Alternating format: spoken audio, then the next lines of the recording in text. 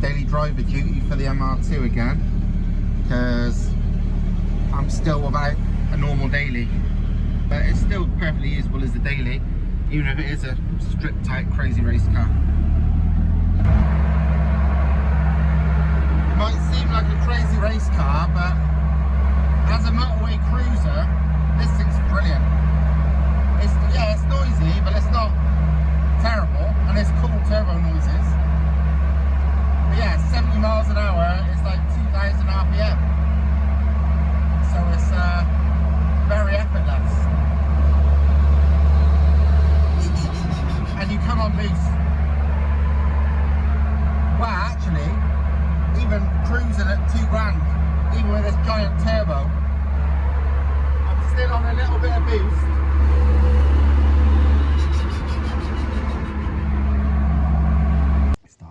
I'm going to move the car on wheels, a few more things, and get that inside and give it a bit of just a general spanner check, really, to make sure everything seems fine. But I want to change the plugs, and I want to just generally make sure everything's all good, because I just want to get underneath it and just double check all that, you know, no arms or anything's coming loose, you know, bolts, this, that, the other, because it gets some fucking use. So it's nice to spanner check it now and again. You know, real race cars get spanner checked after each race, so this deserves a occasional check. Also, fair play, I think that looks fucking badass. People are like, oh, MR2s don't look, you know, they're not good looking cars and whatever, they look like frogs, they look girly, they look whatever. That looks mean as fuck to me. As standard, no, of course you don't, but with a few mods, it just looks pretty fucking mean. And the fact it's like over 550 horsepower with the nitrous, wow. It is fast. It don't just look mean, it goes like fuck. Alright, here's the plugs out of my MR2. NGK Racing 9s, and yeah, they needed replacing. Basically, the center electrode has obviously worn down a bit through use, because now the plug gaps, I literally checked them with the feeler gauges, are, wow, some of them are wider than others, but 3 of them are over 32 thousandths, which is like way wider than you'd have on a performance engine, and one is at 28. I gapped them right down to, oh, I don't even know, less than 25 thousandths for sure.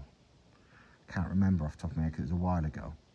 So I think it's just with use, the center electrode is worn down. So I've been doing a bit of research and educating myself on the spark plugs via the NGK's own catalogue, which has got everything. I mean, literally their standard and their racing plugs are all on there, and there's such a fucking wide range, unreal. The thing highlighted in yellow is the racing plugs I'm currently using, and basically they're the equivalent of the non-racing Iridium 9s that I've just put in. So even NGK count them as very similar. The one thing I would maybe like to try, rather than going hotter maybe, is changing to a non-projected plug. I realise both of these are projected, and that means the tip, the electrode, whatever, sticks further out the threads than non-projected. And that's not so good for heat, keeping heat down, which is what I want. So rather than going to a colder plug, I'm thinking of maybe going to non-projected. I'd rather that anyway. I didn't realise they were projected, to be fair, but it's only looking at others you realise. The ones above these are basically the same plug but non-projected, and they are super cheap and easy. Even Bugatti Racing, the MR2 guys, I noticed have them listed. It seems they would pick them over them. It's weird how I went for this because this is a common one at 180 people, big power ones seem to use, but personally I don't like projected. I mean, this is the thing about taking advice. Most people take advice from other people who don't really understand, and I'm educating myself here as well, and my own personal opinion is I don't like projected. And after reading those plugs, like I said, I was quite surprised being a 9 that I thought it was borderline too hot. So non-projected, which is them, but apart from that the same, I might go for. Takes me way longer than it should to do stuff at the workshop because I get distracted by shit like this. 1970s Renault Formula 1 thing. Adapté à la Renault 5, le turbo place ce modèle au plus haut niveau des grands rallyes internationaux. Commercialisée, la voiture sera la plus rapide des petites européennes de série. Associée au moteur de base V6, champion d'Europe 77 de Formule 2, it's like an official Renault film from like the 1970s. I don't know if it's for the public or what, but it's cool. This is the prototype look before there was any Formula 1 cars that was turbo. They made this to see. Oh, looks fucking badass.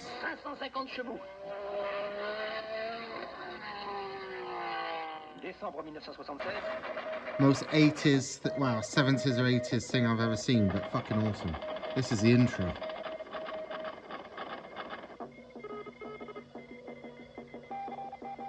And yeah, I should be working on my car, but this is badass. I could just watch this at home, but instead I'm fucking doing this. Just because I'm ridiculously addicted to going faster and faster. I'm changing the nitrous jets up one as well. This is what I did have in there, which is basically 50 jets. I'm gonna go to 75 now. So yeah. Also, I'm going to 75, but it's going to be very, very slightly leaning that out as well, because looking at the data logging, it was a bit rich at 50. And even with the fuel trim taking fuel out, it was still rich. So with the 75, I'm going down ever so slightly on the fuel, which might, you know, make things a bit more correct. I reckon it'll still be rich, but that's fine, because the thing is, thankfully the short-term fuel trim in the ECU, it senses that and tries to lean out, but even with that really leaning out, it was still a bit rich. But yeah, this should help slightly, because it's like a 1 number less than what they would recommend for my fuel pressure. I think if I was really trying to optimize it, I could, you know, data log it, check the readings, go for, you know, go more, and I probably would this time, rather than go an even bigger jet. I would probably try and optimize what I got first, but this is the first step for that. So even bigger jets, because I'm so close. I mean, it would probably run a 400 to 200 even as it is, because I already did a 5.1 on literally the one attempt I had. Now it's colder weather, it'd probably do a 4 anyway. But I may as well go well into the 4s by adding another 25 horsepower. And also the bigger jets will wake it up more low down, which is what I want, because the way my gearing is, I'm starting at an RPM that's a bit lower than optimal. So yeah, and also, to be fair, I would rather use, even from an engine health point of view, I would rather use nitrous as the thing to wake it up more than I would anti-lag or rolling anti-lag, because when it comes down to it, while none of them is super kind on an engine, well, nothing is at this level, I honestly believe probably nitrous is a bit less harsh on things than you know, bangs and flames from what's effectively a rev limiter. Because that, you know, that does, although I never have any problem with it, and, you know, I've always run shit like this and never blown anything up, you know, there's no denying that that kind of shit is hard on valve train and stuff. Just been under here giving everything a spanner check. All is good. Only things that was very slightly loose for some reason was a couple of these, which is the Toyota engine mount to our adapter thing. Don't know why. I reckon I maybe just didn't do them up very tight, because everything else everywhere, including these bolts on the other side to the other adapter plate and the adapter plate to the gearbox, everything which use those same bolts as well, even there to there, all fine. Just two of these, I can't remember which two, were a bit loose. I can't see that being vibration. I'm pretty sure that was just me not doing that right. Everything else is tight though. Subframe bolts, all these arms, you know, because this is the rose jointed stuff. Everything.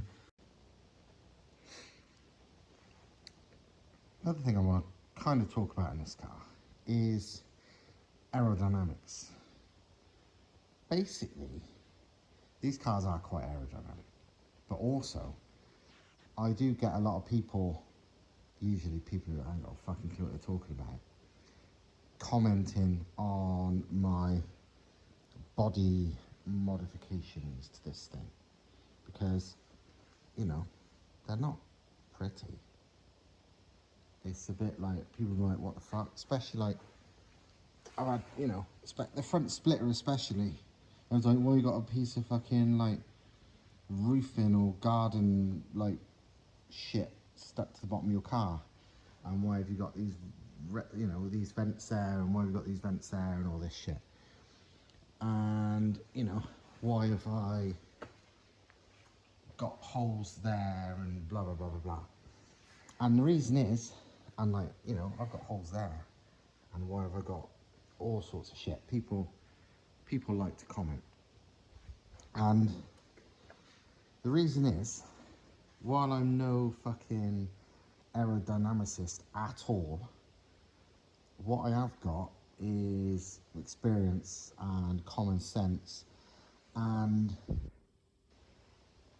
yeah, just a lot of it's experience, and the visualizing. I've got the ability.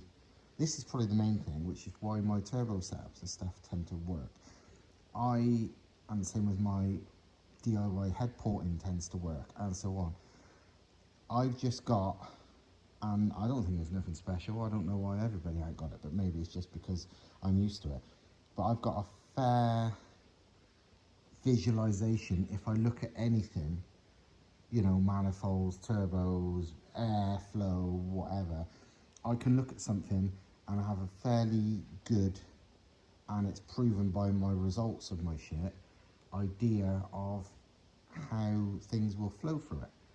And it's no different to this.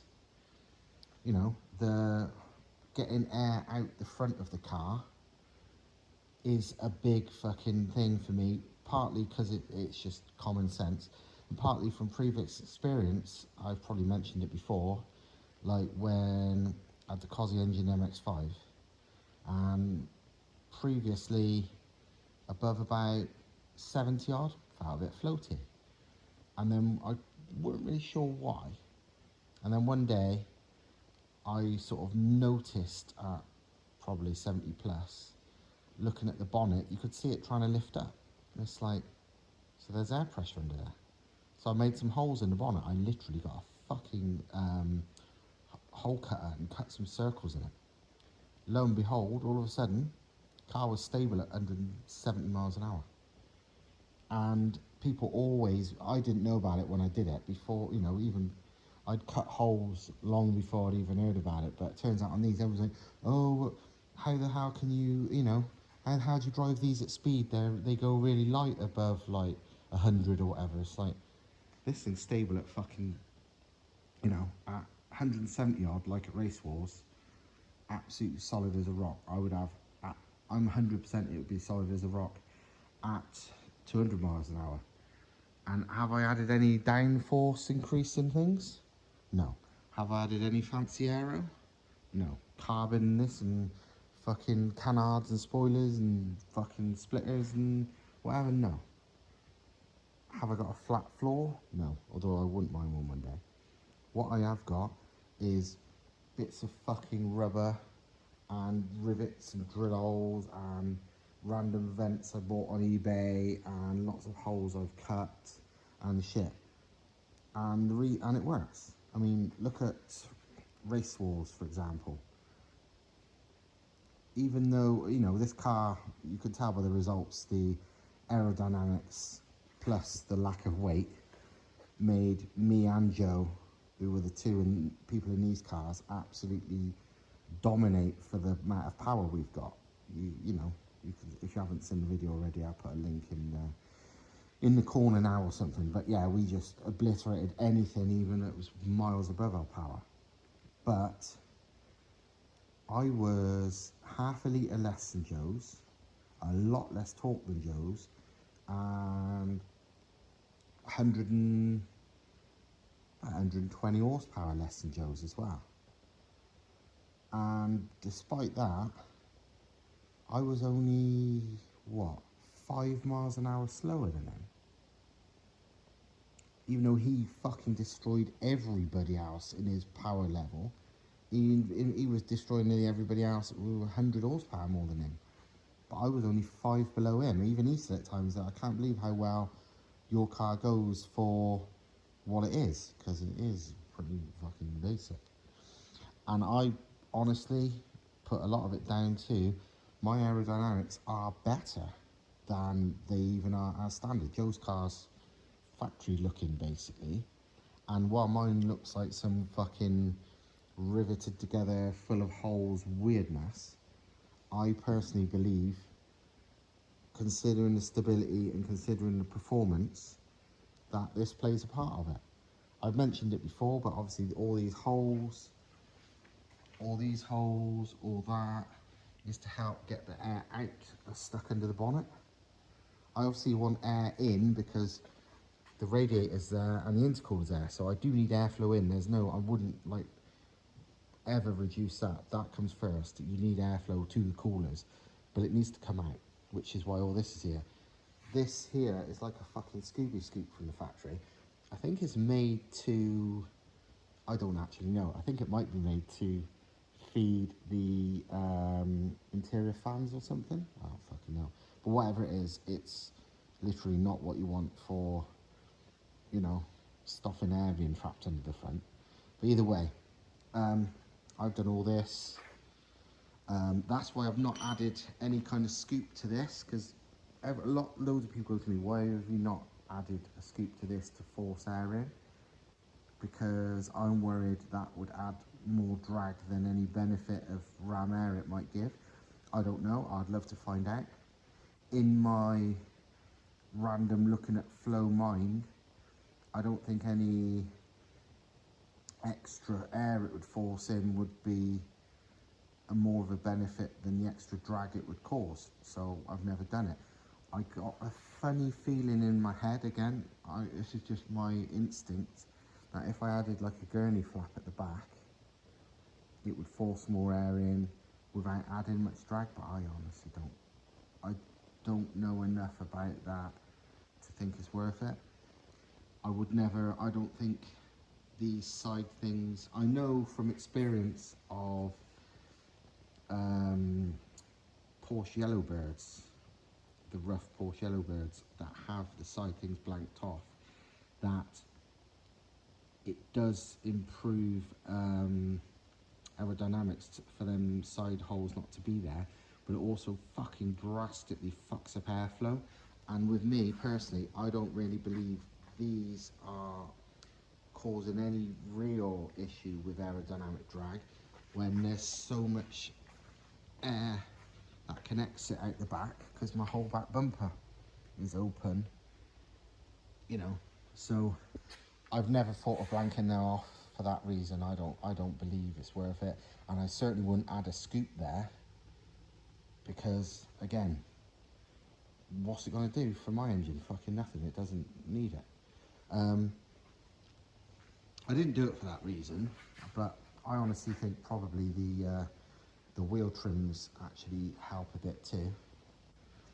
You could say the mud flaps make it worse, but at speed they just will fall backwards, so don't care about them. But anyway, all this waffling is because I think the front can be improved. And again, it's being improved in a fucking, what most people would call a bodgy way. Because I'm using more of this plastic and angle grinders and it's messy and ugly. But I don't give a fuck because I don't.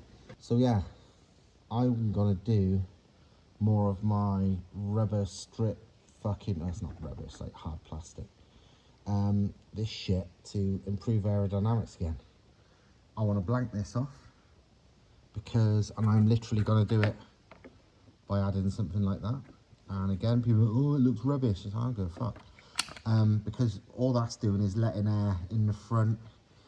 Is actually going to be hitting the front wheels, which is not good for aerodynamics. I mean, you can literally see the tyre through there.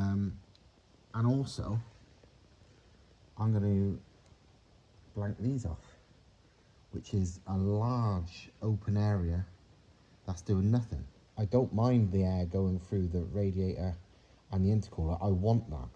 You know, if I needed to, if cooling become an issue, I would enlarge that or duct it in properly, because obviously it's not completely sealed. But it's working fine. But this, that's just wasted, and that's just shit for aerodynamics really, because I'd rather the air either go through there if it has to, but ideally if it's hitting a flat thing there, it will just go around, which is way better than being trapped in. You know, I don't care about forcing more air into it. It's fine.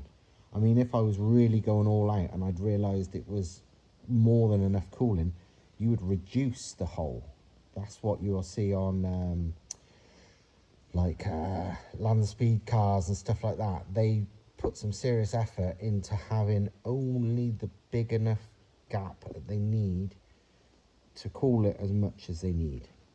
You know, me, I'm not into it enough to fucking practice, you know, test that to see how much is, how big a hole is needed, the bare minimum. But what I am doing is the obvious shit, and that's blanking this off. And again, I'm going to use the good old fucking plastic shit, because I've got some and it's going to cost me nothing. But I'm literally got to do that kind of thing. Obviously 2 of them, or whatever. Yeah, 2 I guess. And I will just add some rivets to hold it in place, and it will blank it off. And people will be moaning some more, it looks like a bodge. And I'll be like, wow, my car's fast as fuck, and it's not even that powerful, and it costs fuck all, so you can get fucked, because I don't give a shit. It's mental fast for thing. It's the same as this front spoiler. People are like, oh, it ain't gonna do what, that ain't gonna do nothing, because it's just a, you know, thing. It's like, well, yes, it will, because it's pretty fucking, this ain't moving. The most this will move is with the whole bumper. It's got metal behind that. It used to flex a bit more. So I added an aluminium fucking plate behind this bit, and it basically keeps it pretty stiff. The only way it's gonna bend in is when it forces the whole bumper in, and it won't do it much. And what this is doing basically is just reducing the amount of air that can get under the car. In an ideal world, you would have a full flat floor from there back, or even from in front of that, like a literal splitter. But, and I would like to one day, because I do believe that will help, but that's money and time that I haven't really got to do it yet. And I believe this alone does, I won't like to put a number, but the vast majority of the effect that would anyway. Like, do I think suddenly adding a flat floor instead of this, you know, so adding a flat floor to this all the way, will that make a big difference, like, to performance and, you know, acceleration? I genuinely don't. I think it will help, but I don't know if it's even would be measurable. I would love to be wrong. One day when I do it, I'd love to be wrong. I've made a start. I've blanked off both the air holes there, and I've started on the gap here. Haven't finished it yet, 'cause I need to add something at the bottom, otherwise at speed the air would just push those back and find itself a hole. So, but you can see what I'm doing. Looks like shit, couldn't give a fuck. I'll paint those rivets silver so they'll be less noticeable anyway, but it is literally a function over form thing, although it does look quite badass in a purely functional way. Like, anyone who wasn't into sort of motorsport, or you know, really into motorsports, who understands this shit, would look at it and be like, what a hunk of shit. But people who get it would probably be like, yeah, that's pretty badass. Well, it's the next day, or next evening. It's like 6:30, and my ugly but functional aero at the front is complete. It actually looks okay. I mean, the rivets along the top look like shit at the moment because I've got no silver paint to hide them, but once they're painted body colour, you won't notice, because I mean, you can see now in this video you can't really see the black ones on the splitter at all now. And this is, as you can see, that and that is blocked off, including the hole for the towing eye, and the sides ones are blocked off. The way it is as well, can't really tell on camera, but these front ducts are flush near as damn it at the top, but a dip in at the bottom. And in my non-expert, non-fucking CFD, non-bloody wind tunnel shit, in my opinion, the air, because there's a lip at the bottom and not a lip at the top, will go hit this and more likely to go over the car rather than down, because down it can't go forward, you know, it hits that. Up, it's practically up and away. So in my opinion, when you're trying to get air above the car, that's the way to go. I might be wrong, but I don't care. It's done now. I'm never going to get away from the fact that the wheels at the front especially, you know, that's not particularly aerodynamic. I expect you'd have to have some kind of whole cover, but that would also look like absolute AIDS. So I'm not going to do that. You know, this is all meant to be sort of basic stuff, effective without being drastic, and that has literally cost me no money, a little bit of drilling, a little bit of bolting things up. Accidentally drilled a hole in my finger, which was not particularly pleasant, but hey, this might actually fuck you finger too. Just looking at data logs from a bit of driving I did last night after I adjusted the map a bit, because, well, I noticed something was a bit wrong. I wondered, I was having a misfire, I think I mentioned it in the last video maybe, at really high RPM, and I couldn't work out why. And then I realised I was, because I'd upped the boost a little bit, I'd not actually touched the ignition table. And what it was, it's not I was running too much ignition or anything, because I've not been, not even close. But at that boost level, as a secondary overboost sort of safety measure, ignition timing was basically like 0. So it weren't going anywhere. So I've changed it now to be the same as it was just below it. So yeah, I think it had normal ignition advance up to 300 or 310 kPa, I think it was. But because it's hitting 320, it was going into this like practically 0 advance thing. So yeah, that's why it's misfiring. So I changed it to, and that was only at super high RPM, like fucking 8,000 plus. So now I've done it correctly. But this also shows how happy the engine is. Bearing in mind, this is normal UK pump fuel, no ethanol, none of that bullshit. Ignition advance 13.5 degrees, which is what it was set at.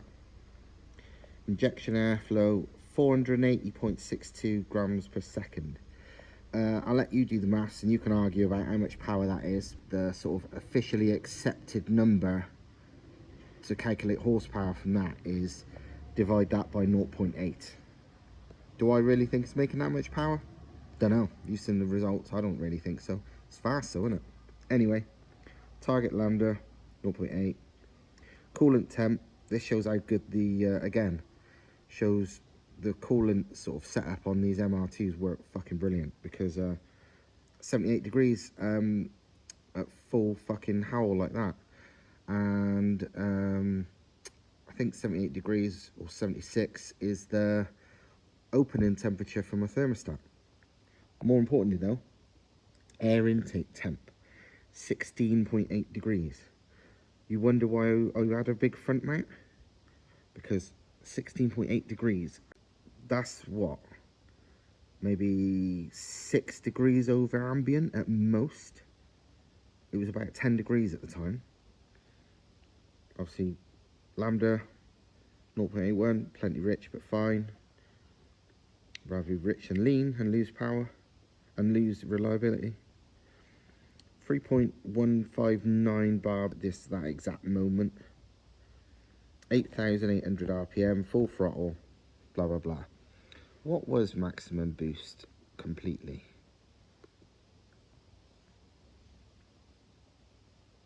.18 kPa, so yeah, basically 3.2, which is 2.2 bar. That's absolute. So that's including atmosphere, which is 1 bar at sea level, and we are nigh on sea level, so that makes sense.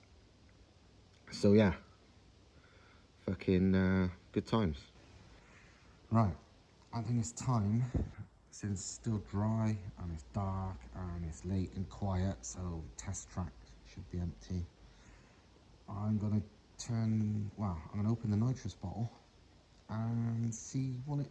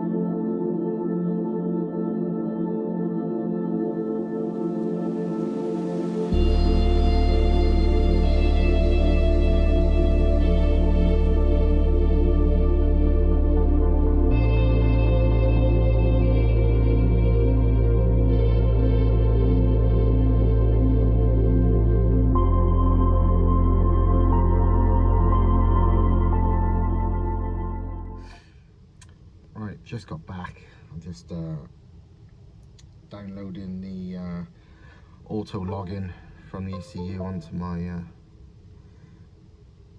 laptop, just so I can see what was happening. But yeah, that was fucking mental. I mean, I was thinking to myself, you know what, it would be nice, I'd be happy if I could dip into the 4s, 100 to 200, because I was close anyway. I mean, low 5s where I was ridiculous, but 4s was like kind of like a goal. I just went low 4s, so what the fuck?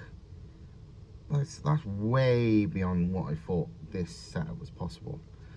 I think, I'm not sure, but I think that's actually faster than Joe.